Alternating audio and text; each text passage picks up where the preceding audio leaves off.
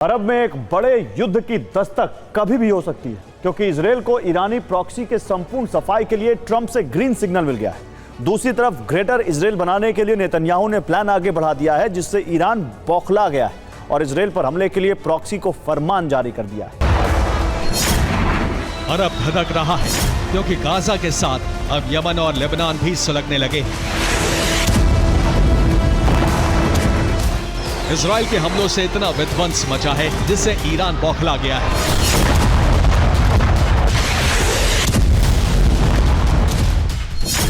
पहली वजह है गाजा पर इजरायल के हमले रुके नहीं। दूसरी वजह है वेस्ट बैंक में इजरायल ने ऑपरेशन शुरू कर दिया है। तीसरी वजह है लेबनान में हिजबुल्लाह ठिकानों पर फिर से हमले किए जा रहे हैं। चौथी वजह है यमन में इजरायल लगातार हूती को टारगेट कर रहा है।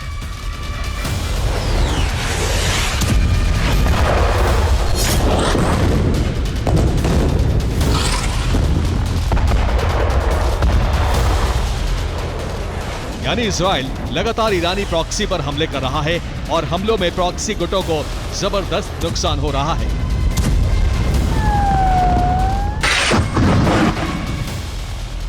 दरअसल अमेरिका के ग्रीन सिग्नल के बाद इजरायल ने ब्लूप्रिंट बनाया है, जिसमें ईरानी प्रॉक्सी का संपूर्ण सफाया करना है।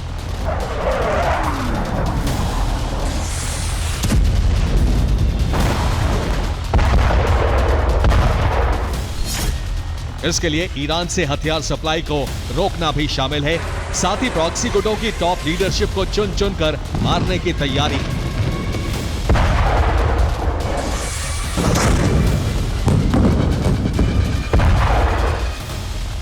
इजरायल इसी पैटर्न से यमन में हमले कर रहा है, जिसमें वो हूती गुट के बड़े कमांडर का खात्मा कर रहा है। कुछ दिन पहले ऐसे हमले किए थे जिसमें यमन में हूती शासन के कई मंत्री मार गिराए थे, जबकि एक साल पहले लेबनान में भी ऐसे ही हमले किए गए थे, जिसमें हिजबुल्लाह के चीफ नसरल्लाह को मारा था। अब बचे हुए कमांडर्स को मारने की तैयारी है।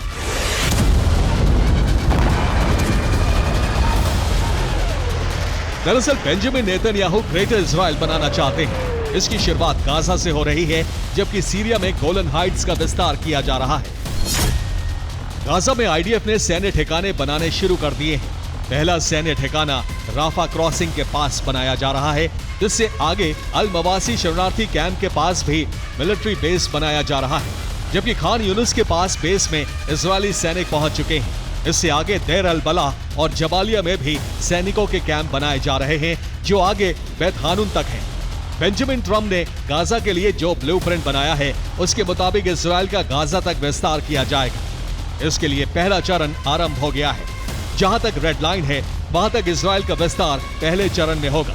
रेड लाइन से पीछे की तरफ गाजा के लोगों को शरणार्थी कैंपों में शिफ्ट किया जाएगा।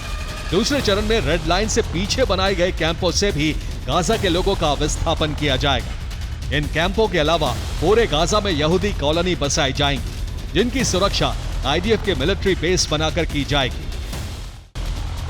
इजरायल के प्लान पर अरब देश विरोध कर रहे हैं। ईरान सभी को एकजुट कर रहा है। यूरोप में भी फिलिस्तीन के समर्थन की आवाज उठ रही है। इसके अलावा इजरायल में बेंजामिन का विरोध शुरू हो गया है।